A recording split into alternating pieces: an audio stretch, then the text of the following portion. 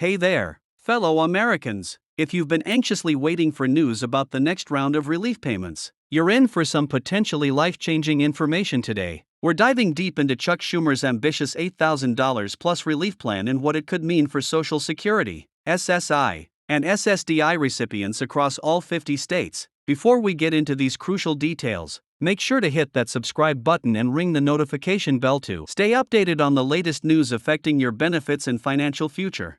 The burning question on everyone's mind is, will these payments really arrive by July 11th? Well, today we're going to break down everything you need to know about this developing situation. Senate Majority Leader Chuck Schumer has been working behind the scenes on a comprehensive relief package that could provide substantial financial support to millions of Americans, particularly those depending on Social Security benefits. Let's address the elephant in the room, the proposed $8,000 plus relief plan. This isn't just another empty promise or political rhetoric. It's a carefully crafted proposal aimed at addressing the mounting financial pressures faced by Americans, especially those on fixed incomes. But what makes this plan different from previous relief measures? And why should you pay attention to this particular development? The plan's most striking feature is its targeted approach to helping Social Security, SSI, and SSDI recipients. With inflation continuing to impact everyday expenses, many beneficiaries have been struggling to make ends meet. Schumer's proposal acknowledges this reality and aims to provide meaningful support that goes beyond traditional cost of living adjustments. But here's what you really need to know: the potential impact of this relief plan could be far more significant than previous stimulus measures.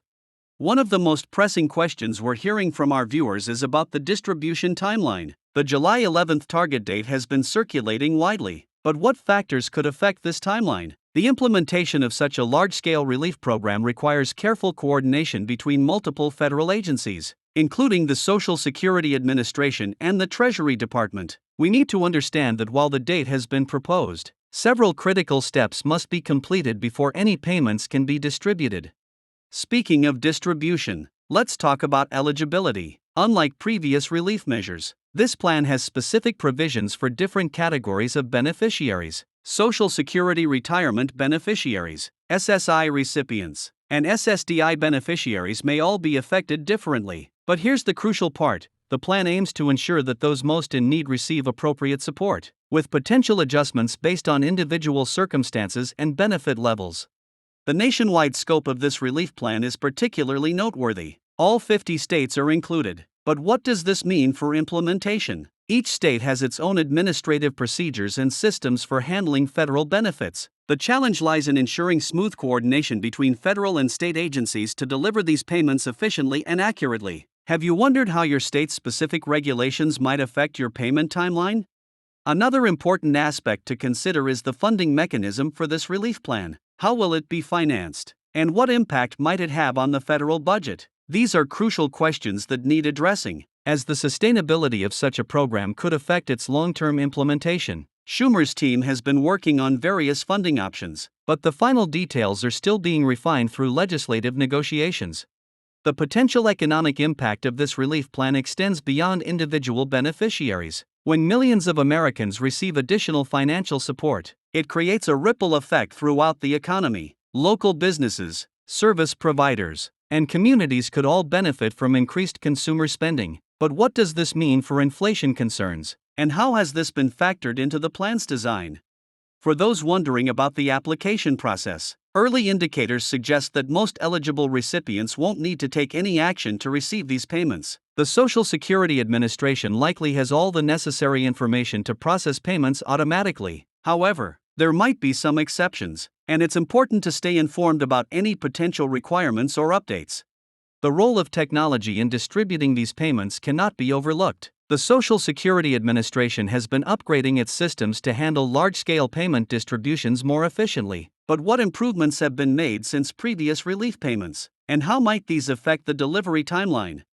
A significant concern for many beneficiaries is how this relief payment might affect their existing benefits or other forms of assistance. Will this payment be counted as income? Could it impact eligibility for other programs? These are critical questions that need careful consideration, and preliminary information suggests that safeguards are being built into the plan to protect beneficiaries' existing benefits.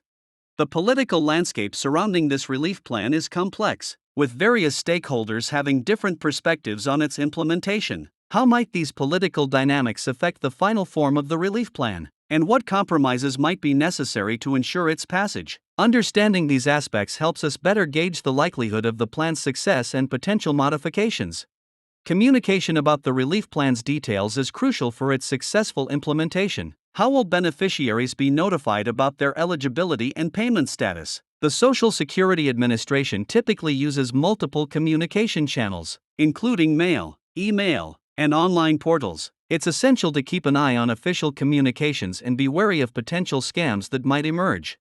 The global economic context also plays a role in the timing and implementation of this relief plan. How do international economic factors influence domestic relief measures? And what safeguards are in place to ensure the plan's effectiveness regardless of global economic conditions? These considerations have been factored into the plan's design to maximize its impact and sustainability. For those with dependents, questions about additional support are common. How does the relief plan address the needs of beneficiaries with dependent children or other family members? Early indications suggest that the plan includes provisions for various family situations, but the specific details are still being finalized.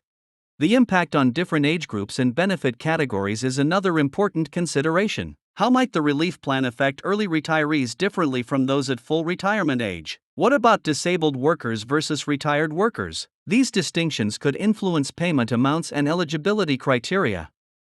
Looking at previous relief measures can help us understand what to expect from this new plan. What lessons have been learned from past distributions, and how have these insights been incorporated into the current proposal? The administration of previous stimulus payments has provided valuable experience in managing large-scale benefit distributions.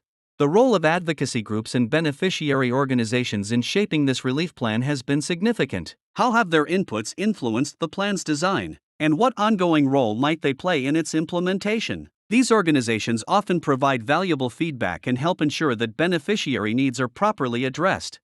As we approach the potential July 11th distribution date, what steps should beneficiaries take to prepare? While most payments may be automatic, ensuring that your contact information and direct deposit details are up to date with the Social Security Administration is crucial. Have you verified your information recently? The long-term implications of this relief plan are also worth considering. How might it affect future benefit adjustments and relief measures? What precedents might it set for addressing economic challenges faced by benefit recipients? These questions help us understand the broader context of this relief initiative. For those who might face delays or issues with their payments, what resources and support systems will be available? Understanding the appeal and resolution processes is important for addressing potential problems efficiently. How can beneficiaries best prepare for possible complications? The success of this relief plan could set important precedents for future social support initiatives. What lessons might be learned from its implementation, and how might these influence future policy decisions? The experiences gained from this distribution could shape how future relief measures are designed and implemented. As we wrap up this detailed overview of Schumer's $8,000 plus relief plan, remember that staying informed is crucial. Keep watching for updates and official announcements regarding the implementation timeline and specific requirements. Have you taken all necessary steps to ensure you're prepared for these potential payments? Don't forget to like this video, share it with others who might benefit from this information, and subscribe to our channel for the latest updates on this developing story. We'll continue to monitor the situation and bring you accurate, timely information as it becomes available. What questions do you still have about the relief plan? Let us know in the comments below, and we'll address them in our upcoming videos.